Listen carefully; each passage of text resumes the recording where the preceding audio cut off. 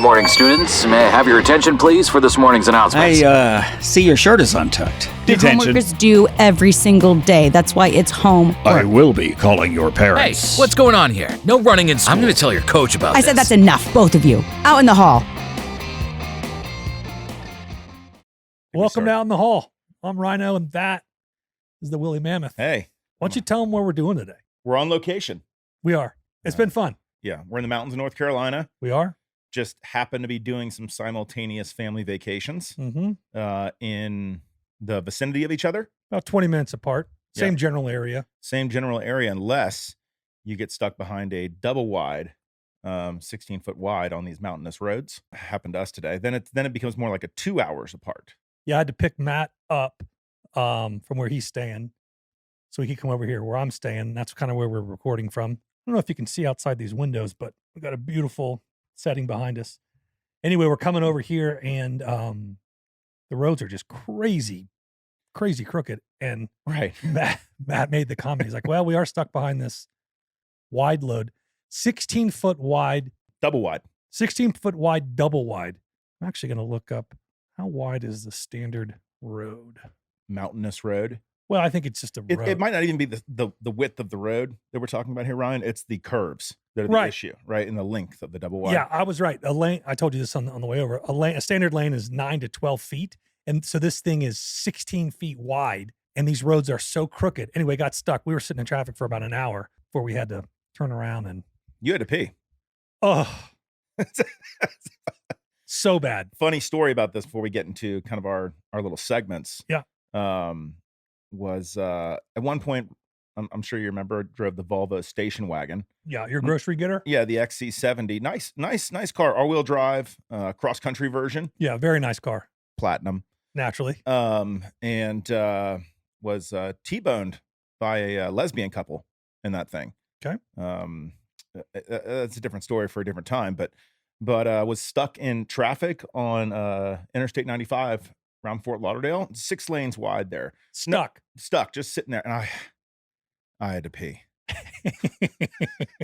No cups, Nothing. nothing. I'm in the center too, so it's not like I could just get out and like walk over to the divider wall between and just like And just let let it happen. rip. Yeah, Yeah. let it rip. Take the risk. Take the risk. I was stuck in business suit pants. Yeah. Okay. Heading to a meeting. It was probably 11, and had just been stuck for too long and just couldn't take it anymore. I just pissed all over myself. Now I let about half of it out, Right. Just a little just enough relief. to relieve the pressure. Yeah. But it needed to be about half. And It's hard to stop sometimes. it's that Dumb and Dumber thing, right? You can't stop once I start. It stings, right?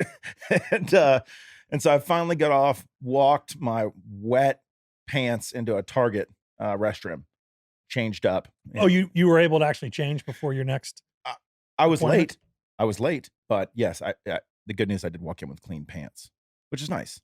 We were in New York City 10 years ago, maybe longer. And we were staying with a buddy who lived in Brooklyn, but we were like in Manhattan for the night. Right. And we had gone out heavy. And we're in a cab. And I mean, I got to pee so bad. I said to the cab driver, I'm like, dude, you got to pull over or I'm going to pee in your cab. And he pulls over. I get out, go in between two cars, just start peeing. 2 seconds into it, I hear this, hey, something wrong with you? I turn around. It's a cop. Oh. I'm peeing 1 foot from a police precinct. Oh. Did you get in trouble? He was very nice to let me go. But I mean, he cussed me up and down. I think that's what they do up there. Did you stop peeing when he I was said like, it? look, I get it. If you have to take me to jail, I totally get it. Like, I get it. I deserve it. I deserve it. I understand, but I have to, you don't understand how bad I got to go. So he gets my license and he sees I'm from Florida and he I can't even say what he said. I mean, just Florida man's you? Worse. I mean, you effing idiot. What kind of effing idiot? I mean, just get the F out. I mean, just tore me a new one. Oh, well, I mean, rightfully so. I deserved it. You got it. Well, you got, I understand. Nothing else matters. I'm telling you, I was willing to go to jail. You know, it was funny. Probably would have reversed that decision. It was funny. We had this conversation on the way over here too, as we were both relieving ourselves on the side of the road. Mm-hmm. Would you rather pee Mm-hmm. if you had to pee really bad or ejaculate? Pee. Yeah, me too. Yeah. And the reasoning? Well, you can say your reason. Well, Just it's no guilt, especially when you're raised like in a real like evangelical Christian household. Like None. when you do that, it's like now I just feel bad about myself. right. Right. Like I'm going to hell or something like that. But when you got to go, it's like you said, nothing else matters. Nothing else matters. And it feels so good. Oh, so good. I'm just, what would you rather do? Pee Okay. for sure. Why? Got it. Because nothing else matters. Nothing else matters. All right. I got it. Metallica. All right. Nice. Yeah. Yeah. Is it Lars Ulrich? Isn't that the singer for I think so. Metallica? I think so. See, this is Probably worth it. Probably worth a Google. It's a great name if that is the name. I think it is. Not even close. Oh, James Hetfield. Lars Ulrich is their drummer. what's the? I'm gonna write this down. What's the lead singer's name? James Hetfield. You think he goes by Jim? I don't know. Why are you writing it down? Just seems like a good thing to write down. Well, let's give you the whole band. Then there's Kirk Hammett. He's the lead guitarist, Kirk. as in the captain. And then the bassist is Cliff Burton. All right, Matt, we're gonna try something different today. Lars Ulrich Drummer. sounds Nordic, Scandinavian. Yeah, some sort of Scandinavian. Yeah, I don't have a whole lot of history on Lars. You know what I've never gotten comfortable doing? He's Danish. No, we were very close. Is writing capital U's. I feel like one side is more straight and the other side's more loopy. Matt, my handwriting, it all looks the same. I know. Hieroglyphics. You have great handwriting. It changes once a month. Really? I experiment. I'm continually experimenting. I have nothing that I'm consistent about. I feel like I'm consistent about some things. Okay. I can't even write in the same, my signature changes. I'm that way in golf, though. I'm like, oh, that worked great. Let's try something else. You know what I mean? Like, wow, I figured it out. I'm very similar in pickleball. I recently started playing pickle. Of course you have. So it's a very good way to blow an Achilles tendon. Hopefully we can discuss that when we get to the segment. What have you been up to lately? Oh, But before that, okay. I want to read some emails. But here's what we're calling it from now on. Okay. Thought of this last night. Yep. Passing notes. Passing notes. Yeah. I'm going to write that down. Write that down. Okay. No more fan mail, because that's not what it is. That's just what we called it because we didn't know what to call it. Now it's time for passing notes. Oh, a new segment. A renamed segment. Yeah. Okay. All right. Deal. So our email address. Out in the hall pod at gmail.com. It's funny. I got it on my phone now. I like put the Gmail account on my phone. Right. Ding, ding. I mean, It's going off. I'm at the point now where I'm legitimately sorting them. I still need that password. Yeah. I'll get it to you. You know what? I'm going to write down that I need a password from you too. So it's So a you can follow-up remember? note. Yep. Need password. All right. Lawson from Georgia says, great show, guys. I have a hard time believing that a toy today would come with instructions to build both Abraham Lincoln's cabin and Uncle Tom's cabin. I happen to be a Frank Lloyd Wright enthusiast myself, and I didn't even know that. Did you know that Frank Lloyd Wright owned over 50 cars? He loved design of cars, which he credits his final design project. You know what that is? It's no, a famous museum. no, but I thought you were going to say like Frank Lloyd Wright owned, but not cars, like something else. We're going to get to that. Okay. Don't worry. You're going to get your piece here. Don't worry. Okay. He credits his love of cars as for the design of his final project, the Guggenheim Museum. Frank Lloyd Wright was also a prolific ladies' man. He married and had 6 children with an 18-year-old woman who he later left for another woman. With that woman, he was arrested for violation of the Mann Act, which stipulated it was illegal to transport women across state lines for immoral purposes. What if you're married to her though? He wasn't. Oglaviana Lazovich was a mistress who he later married. The charges were later dropped. Anyway, thanks for the great laughs. You guys are great. Really glad I found you, Lawson. Where was Lawson from? Georgia. Just somewhere in Georgia. That's what he said. All right, here's Reed from Toledo. Gents, watching your podcast on YouTube has become my new favorite thing to do. I make a bourbon, turn it on, and settle in for the laughs. In last week's episode, when Ryan set Matt up in the what do you do for a living question, and then he said stand-up comedian, I almost broke my computer screen because I spit bourbon all over my screen. I bet he didn't almost pee in a Volvo. I bet he did. I bet he did. I love watching you two make each other laugh. I already told you I drink bourbon What is your favorite drinks? Get up to Toledo, and the first round is on me. Reed from Toledo. You can go first. Well, first off, Reed, probably not coming to Toledo. We might. What are the what's the Akron Zips and the Toledo? They have like a rocket on their helmet. The Toledo Rockets, something like that. I used to fly in and out of Toledo. Oh, did you? Yeah, when I went to school in Michigan. Your It was for a year. How'd that go for you? Well, easy place to get in and out of. I can tell you that.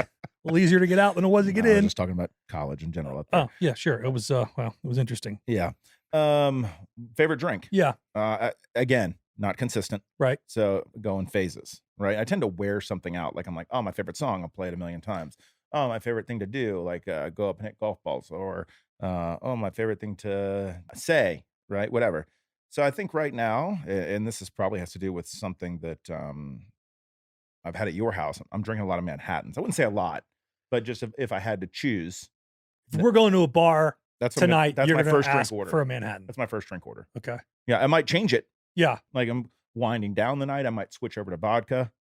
Right. that's interesting. I feel like that's a good topper. I feel like most people start clear and end dark. I want to have good taste to start. Yeah, I get it. I love Manhattans. All right, what's yours? Can I tell you a little something about the Manhattan? Do you know why it's called a Manhattan? You've told me this before, but I didn't write it down. Get I'm gonna ready. Write it down right Get now. your pen ready. Yeah. A Manhattan is called a Manhattan for two reasons. Number one, typically when they're up, they're in a martini glass, which is up high like the skyscrapers of Manhattan. Okay, but that's kind of the lame reason. That feels loose. That feels like a loose reason. to It me. is a loose reason. Okay. It's called a Manhattan because the ingredients Oh, 212. 212, and that's the area code for Manhattan. I know. I got that. 2 parts bourbon, 1 part sweet vermouth, 2 dashes of bitters. 212. Manhattan. So reason number 2 is 212. That's right. I can remember that. Better write it down. Probably. Bless you. I loved bourbon. I don't remember. Yeah, You named your dog Weller. Yeah. She was born in 2004, way before the Weller craze. Like we were drinking a lot of Weller at that point. We were. Yeah. A little bit of money in the pocket. It wasn't an expensive And it bourbon. wasn't even that expensive. No. But even all through college, we drank whatever bourbon we could get our hands on. I don't know. I had 2 Manhattans 2 nights ago. 2. That's it. Right. And I woke up and I felt terrible. Really? Oh, it was 11 o'clock in the morning before I was like, it was one of those things. I was driving to get coffee. I think you had something else going on. I don't know. Yeah. It could have been the 2 or 3 glasses of wine I had after that. That's 100% You what it think? was. Yeah. Were you Too much of a mix. Were you drinking just the table stuff or like the good stuff, the non-sulfate stuff? Well, I was drinking good stuff. I don't know if it had the sulfate.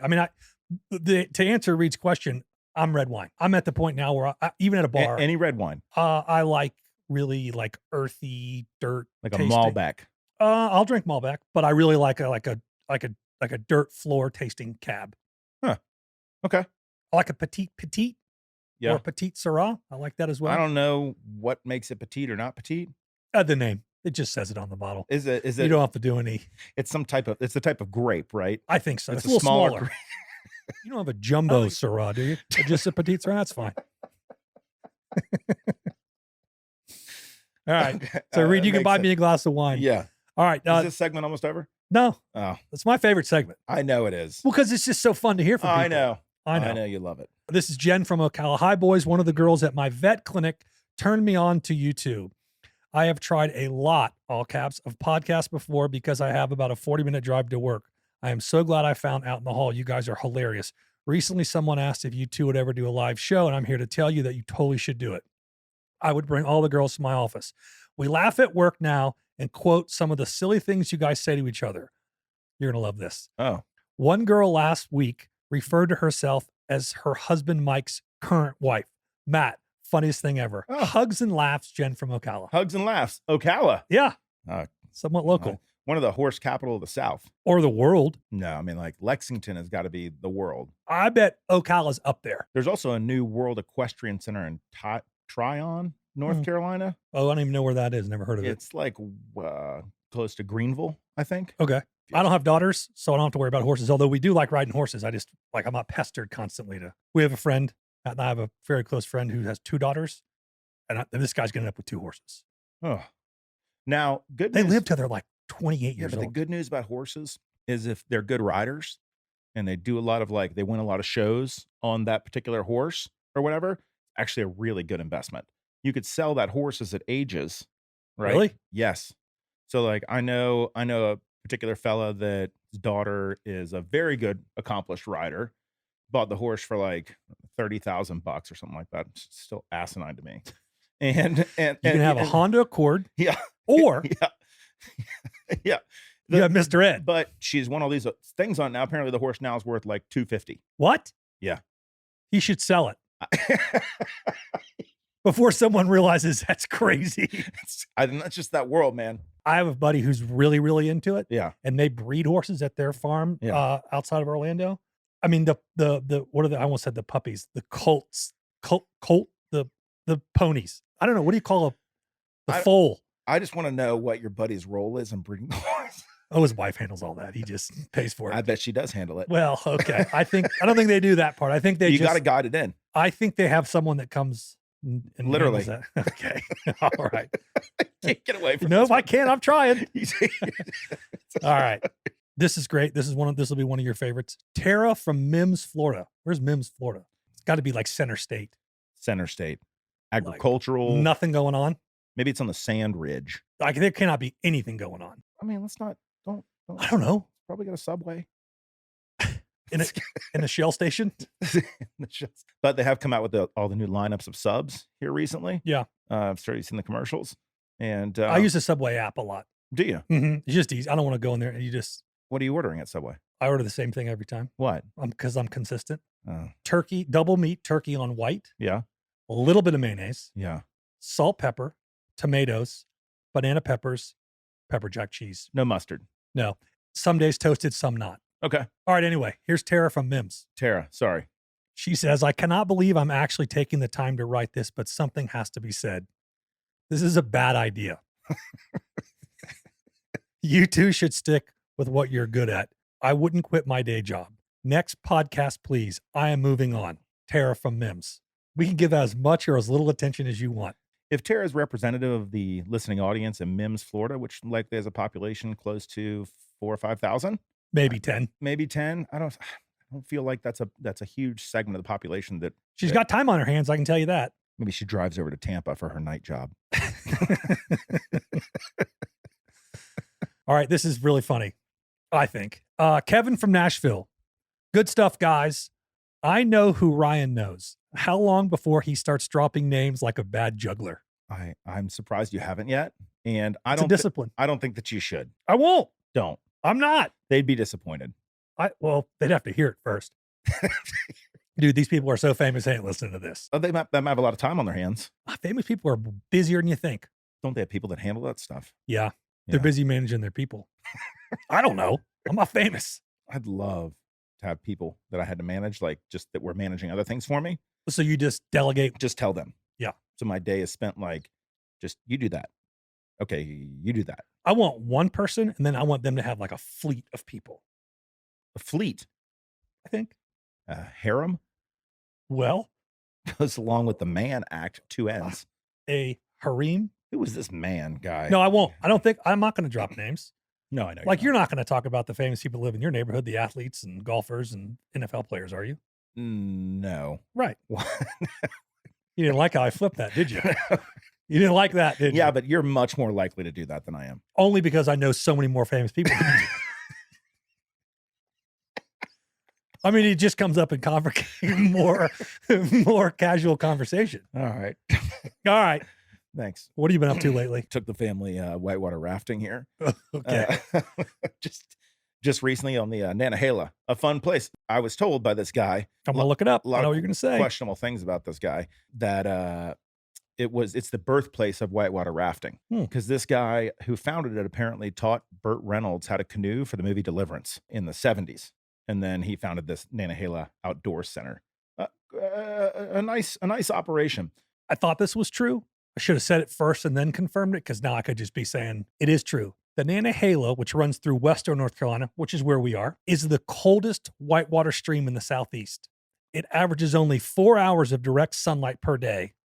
The water temperature averages a bone-chilling 45 degrees. My oldest son experienced that yesterday. Went overboard. Oh, did he? Oh yeah. Did you grab him? Nope. I was in a different raft. I got relegated to a raft with extended family, which is what have you been up to lately? But apparently, my son is quite a thick head of curly hair on Yeah. top of his head, and the current wife reached over and he was going under, like getting sucked into like a whirlpool kind of vortex, and the only thing I'm sure it wasn't the that. only thing that she could grab was his hair. Did the Brillo pad? The Brillo pad just ripped the kid straight up from his head. Was he crying and everything? No, oh, allegedly, I don't know. Again, wasn't in the boat. Wasn't in the boat. But I saw him like 30 seconds later down the river, and he's like, "Hey, Dad, I fell in," and he was just happy, and he didn't complain about his hair hurting today. He has so much hair. When he goes, I know him, Yeah. obviously. Yeah. When he goes underwater, like in a lake, does it like dry and then like, you know what I mean? Like, I think it's certainly for a white kid, it probably takes it takes so long for the water to actually reach his scalp. if he goes underwater Yep. in a pool Yep. for a minute, or Yeah. 45 seconds, That's all wet. I understand that it's wet, but does he, when it comes up, does it like hang in his face? Because I have no idea how long it his does. hair is. Yes, it does. It does hang in his face. But then, It's probably no. It dries in nice little looking ringlets. it's incredible hair. Yeah, of course. it's nice. The point of my of what have you been up to lately is I got stuck in the back, relegated to the back with the guide, and this guide was a unique individual from the Atlanta area up here doing the summer gig. Young guy, old guy? Definitely younger, but kind of like just really fit in with that Appalachian sort of vibe. That is a vibe up here. Oh yeah. Like they're like river rats. Oh yeah. And at one point he was like making dad jokes, and he made a joke about a barking spider, lifted up and ripped ass right on me. Oh, I just met him and he's laughing about it. he farted on you. This is a grown up.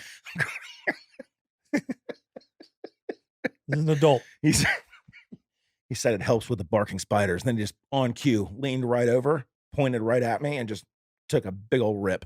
You got to be kidding me. Okay, you're stuck in the boat with your in-laws. No, not the in-laws. No, not in-laws. Sorry. Well, yeah, but sisters, wife's sister's husband, and then my nieces and nephews. why weren't you in the boat with your family? My wife and her sister went in that boat with Oh. with the Smalls, and So there were no dads in that boat. no dads in that boat. The dads were controlling the older teenage kids that were more likely to throw each other out of the raft, Right. Just act like hooligans. Right. So what they didn't want was one of my nephews tossing one of the younger kids out of the boat just to be funny. So they're like, "You go in that boat, The right safe there." boat, the Yeah. crazy boat. Yes, And you guys could Yeah. drop the hammer as needed. that's right. And I still tipped him $20.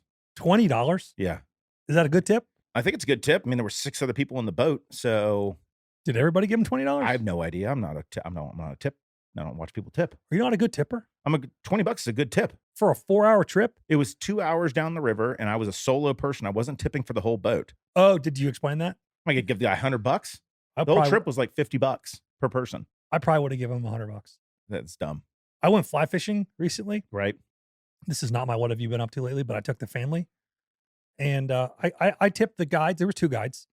I tipped them $50 per person of us. So there's That's 5 of a us. lot different of an experience. Yeah, it was like 4 hours, and it's a lot of work. You're And they're working, picking he's- flies out, and and time flies. He's Yeah, it's- teaching. Yeah. Okay. Oh yeah. Very patient. This guy just screamed at us, "Row 2," and then you have to paddle 2 times or whatever. Yeah. Wait. Barking out orders. What have you been up to lately? You mentioned pickleball earlier. Yeah. I was playing pickleball with my kids up here. This isn't like a funny story, just what I've been up to lately. Okay. And I was switching out with my wife. She was gonna come in, and I was gonna go hit golf balls or something. And so I'm walking to my car out of the pickleball court. I step off the curb, and I rolled my ankle so badly. Oh, that's why you're gimping. That's why I'm gimping. Oh, I think you told me this. So badly. Have you ever had a pain? I mean, I've torn ACL, MCL, meniscus, broke my leg, done a lot of stuff. We got it. You're cool. Yeah, very cool, very, very extreme, Athletic. very athletic, maybe very unathletic, apparently, with all the injuries. I just stepped off this curb, rolled my left ankle so bad that I felt like I was going to throw up, and I passed out. Like, it's like this wave of pain. I'm like, ugh, and I just went totally limp on the pavement. My wife comes running. I stand up. I make my way to the bench of the pickleball court, pass out again. So she's doing the whole like, can someone get some ice? So one of the boys goes and gets ice water. So I'm laying there, still have my shoe on, dying. And one of my guys is like, "Here, Dad, I'll help," and starts pouring ice water On your ankle? Well, Well, yeah, and all in my shoe and everything. And I'm like, now, in fairness, this is I'm not going to say his name, but you'll know which one it is. This is the kid that I have to make sure that the windows are locked when we go into a car wash. You know what I mean? Like that, I have to make, because maybe he looks up from reading the book and he's like, oh wow, look at all the soap. This would be cool. Why don't we? Let me see what that feels like. Yeah, that looks cool. Big texture guy. Yeah. Oh yeah, big texture guy. Yeah. How is your ankle feeling right now? It's way better. Healing. It's healing. I mean, it was black and blue. I thought I broke it, but I think they say a sprain is worse. I mean, it takes longer to heal. All right, let's snake this. Your show and share. Okay, let me get it. This is cool. You know, I'm doing my best on the show and shares, and I think they're getting better. Wait, just real quick, I saw that you texted me from the men's room. Yeah. Earlier. Yeah. Okay, just to make sure we were ready and that you were having a tough time in there. It was a tough negotiation. Okay. Thanks for checking that on time. Actually, thanks for checking it on the air here. Yeah, I stumbled across this. This is Ethan Hawke. Remember how great he was in Training Day? Great in Training Day.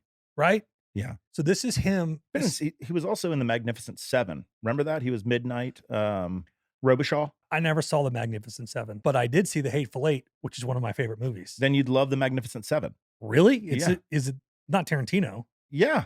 No, there's no way Quentin Tarantino made a movie called The Magnificent Seven and The Hateful Eight. Am I going to be wrong on this? You could be right. I'll tell you what, let me play this and I'll look it up. Okay. Okay. Hold on. So this is some audio from, Anton Fuqua. Yeah. See, I knew it was a Fuqua film. I mean, but you could see how I get that mixed up. Hateful Eight and. Well, I can see you get the numbers mixed up. No, I'm just saying that it Yeah, would I make get a it. lot of sense. There's a word and then a number. Yes. And they came out, fairly 18 months apart or something like that. Yes. Okay. All right. Go ahead. Okay. So I'm going to play this. I don't know. It's about a minute long, but. You have to ask yourself, do you think human creativity matters? Well, most people don't spend a lot of time thinking about poetry, right? They have a life to live, and they're not really that concerned with Allen Ginsberg's poems or anybody's poems until their father dies. They go to a funeral, you lose a child, somebody breaks your heart, they don't love you anymore. And all of a sudden, you're desperate for making sense out of this life. And has anybody ever felt this bad before? How did they come out of this cloud? Or the inverse, something great.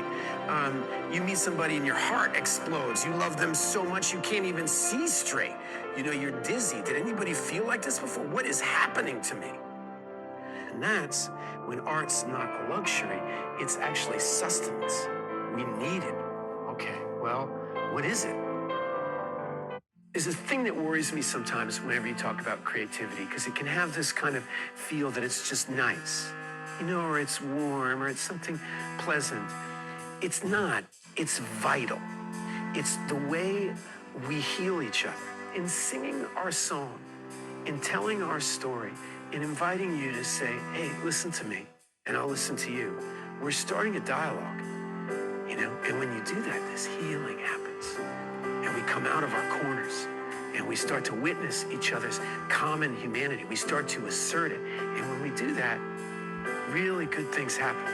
So if you want to help your community, if you want to help your family, if you want to help your friends, you have to express yourself. And to express yourself, you have to know yourself.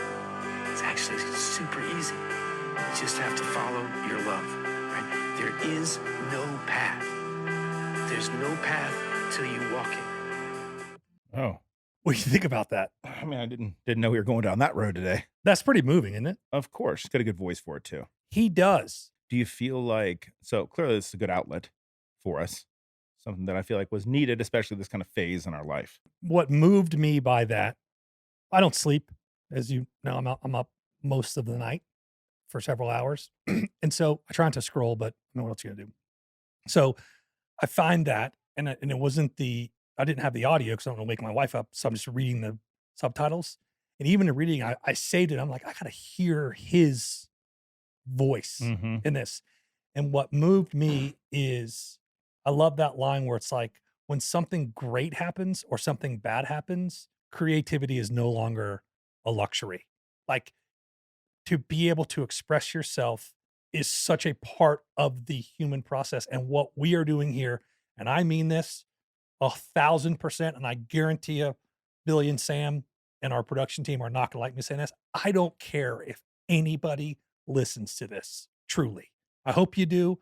I want people to, but it is so cathartic and so important to me to be able to have this time of expression and creativity and art and comedy and all the things that we're doing. Everything from setting up this set to and the laughs and the love that we have doing this. It's incredible. And that's what I got out of what he said. You're up. Well, shit. When my father kind of when he passed prematurely, 63, I didn't really have like and this is kind of, it goes along with not necessarily this, but it was something that taught me that I needed to do this or do something where that I had an outlet doing. And for a long time, that sort of outlet for us was physical activity. Sure. Whatever that was, right? And not that we were some light up the world athletes, but no, but you go play basketball with your buddies. we were or active, very active. Yep. Not to say that we can't do that anymore. It's just like now we just got to, you don't have the energy, don't have a ton of time, and and you're much more liable to get hurt. Sure. Doing it. So, I can't walk down a curb. Yeah. I can't switch from one I sport told to you the other pickleball was dangerous. without get hurt. Yeah. What I didn't do was let out a lot of that kind of grief that I had, Mhm. kind of bottled it up, and it had really tough consequences for my actions. It spurred me to do a lot of things that were hurtful to a lot of other people that I didn't realize were hurtful, not like in a hateful way, but just that, I was expressing myself in the wrong way through over an extended period of time. Anyways, so my point in saying that, garnered a therapist through that, and Tracy, she's great, and just learned that I needed to just have just an outlet for talking, and that's kind of what this is for me. Laughing is super. It's the greatest. It's important for me. Some people don't need it. I need it. Oh, we talked about this earlier. I love to laugh. Yeah. But equally, I love to make people laugh. Like I want to be amongst it. I want to be in it. I mean, all jokes aside, that's why my family notwithstanding, doing stand up is the most adrenaline, dopamine hit thing because it's like, all right, I have everybody's attention and now we're all going to laugh together. And for anybody listening, if there's even one person listening that thinks to themselves, I could do whatever it is, something creative, write, draw, paint, dance, learn a new skill, a language, whatever, put your mind to something and walk that path, I'd encourage you to do it.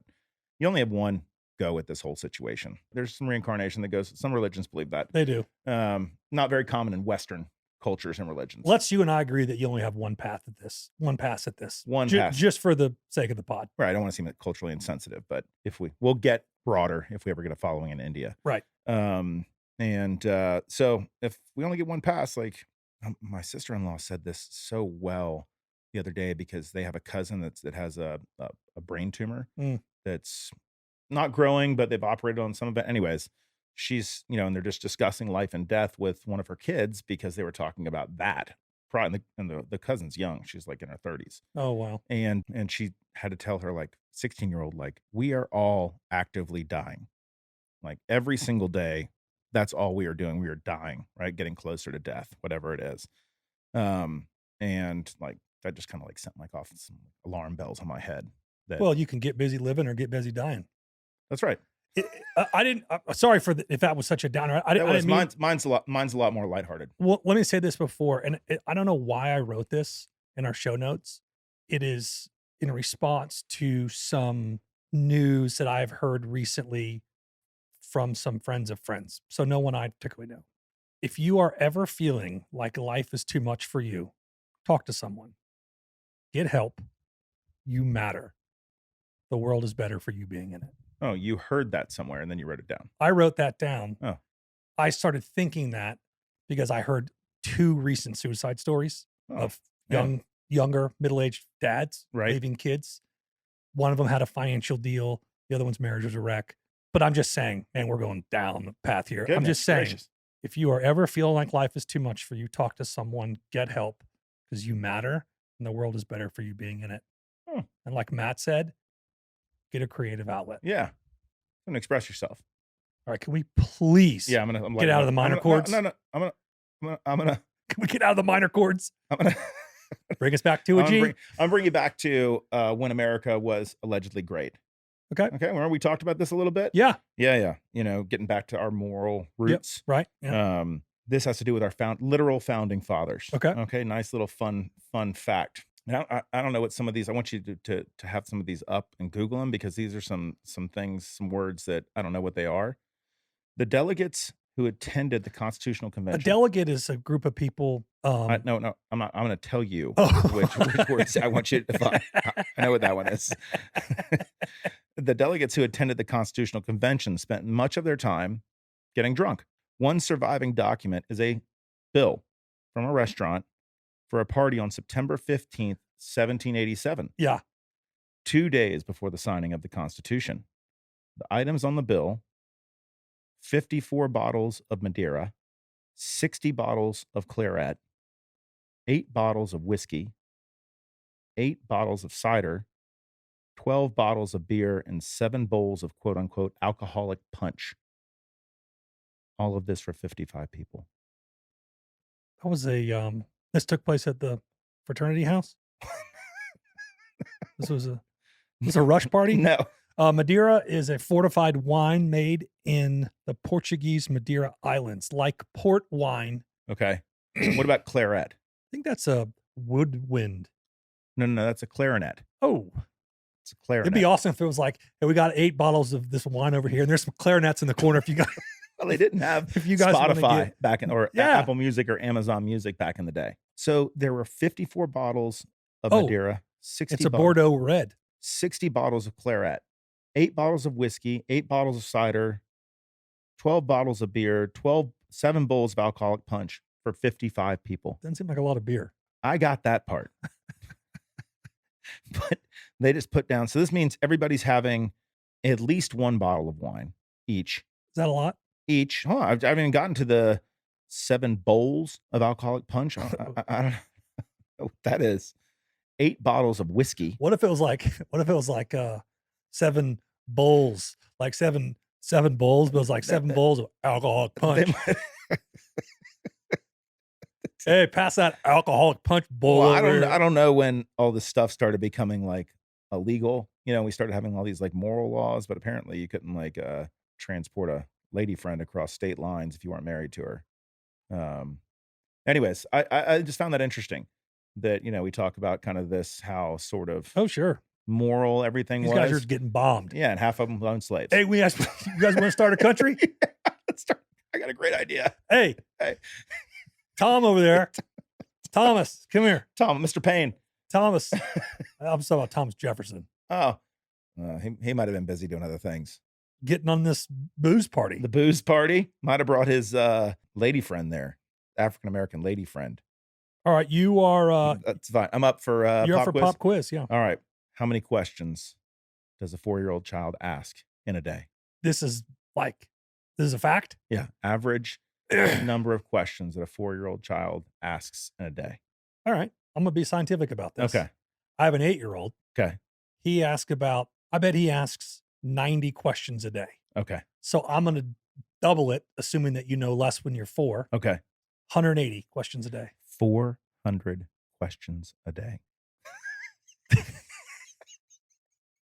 I forgot that. So it's like when you have a 4-year-old and you come home from working, and your wife or their mother or who, is just Yeah. looking frazzled and like just beat to hell. she's like, probably got 300 of them. she's maybe got 375 of them.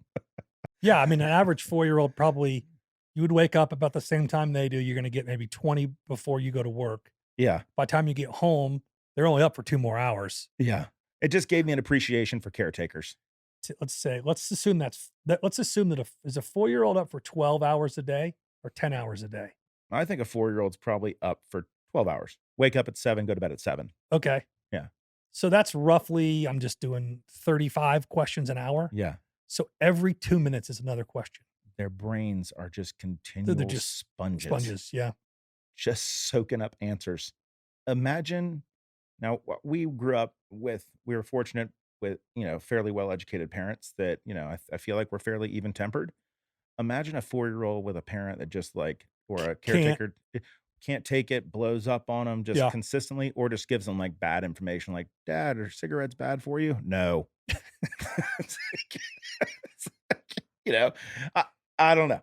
That just surprised me. Didn't surprise me. It just, maybe it crystallized. When you forgot. You forget. I think I've said this before, like your mind has a way, it's evolution's, I think, way of saying, like, you forget the bad stuff and you just remember the good stuff. Like you forget, our hunter gatherer minds, right? Didn't remember how hard it was to hike up the mountain to kill the moose that fed the village. All you remember is freaking eating that meat. Right. The village was fed. Yes. I got to do what I got to do. Right. And then, so your mind was able to turn that off. So when next time you went out, Right. you didn't remember, right? So you were still able to get up and go out. I've heard mothers say the same thing about like that first year. Because if you remembered it, you'd never have another kid. Right. You forget how tired, freaking questions they ask you. Especially like, if the mother's like, she's breastfeeding, like or any feeding, like, and you're getting up and going, doing work, and you're fortunate enough to have like a time away, maternity leave or whatever it is, or, you don't have to go to work if you're a mother, like just the care and the tiredness and just how ragged out, beat you are. So, and yeah, you forget. Shout out to caretakers. All right. Okay. I'm going to give you some facts. Okay. Okay. Facts about the great state of North Carolina, where we currently sit. Okay. Nice. North Carolina has the tallest sand dune on the East Coast. Never would have thought that. Mostly rocks here. Don't see a lot of sand. The Outer Banks are very. Oh, we're going to get there. Okay. Don't you? We're working our way over there. Okay. The Wright brothers Yeah. from North Carolina. Knew that one. They are the first in flight. Yep. That's on the license plate. It is. It's on the North Carolina license plate. It is first in flight. It is home to the highest peak on the East Coast. I would have thought it would have been somewhere like in Vermont or something, maybe. I didn't know that. Also the highest ski mountain. The largest private estate in the United States is in North Carolina. The Biltmore? Yes. The Vanderbilt Biltmore. Yes. It is the home to Pepsi. It's not the Vanderbilt Biltmores. What? It's the Rockefellers. You sure? Positive. Took a tour 2 years ago. I always thought it was the Vanderbilt family. I know. Sorry to disappoint you. I think they did that as like a slight. I had a big house and I was like, this is called the Wilcox Estate. Oh, does Wilcox own it? Nope. That's just what It's I named not called it. the Vanderbilt. It's called the Biltmore. I should call it the Wilcoxmore. What is that where nope, that's where the Parsons live. No. Oh. I did take one of those guided tours through it though. It's the Rockefellers? It was the grandson of John D. Rockefeller. You're okay if I Google this, right? Yeah. I think his name was John as well. Gave him a big inheritance, and then he went out there and built that thing. The Biltmore is still family owned and operated under George Vanderbilt's mission of preservation through self-sufficiency, God. a philosophy Darn it. embraced before the first stone was ever placed. I was wrong. It just admitted it. Let's move on. All right. We'll let it sit for just a minute. North Carolina is home to Pepsi. North Carolina is also home to Krispy Kreme donuts. Delicious. Hot and ready. Keeping with the sweet theme, North Carolina is the largest producer of sweet potatoes. Okay. Okay. I like sweet potatoes. Who was the most famous person to die in the Outer Banks? Who's the most famous person that like fishing? You're close. Sir Walter Raleigh. Well, that's a good guess. Thank you. Suppose that's what Raleigh's named after? It definitely is what Raleigh's named after. You can Okay. Google that too. Well, you're 0 for 1 right now. A lot of confidence coming out of that L. It's not the most famous person. Okay. He was a pirate. He was a pirate. The Dread Pirate Roberts. That's not real. Princess Bride. Yes. How many pirates do you know? One-Eyed Willie. That's the Goonies. Not Jack Sparrow. Dang, that's where I was going next. I know. I could see the wheels I turning. don't know. Blackbeard. Blackbeard. Blackbeard's Delight. Blackbeard succumbed to some sort of naval assault out in the Outer Banks. Okay.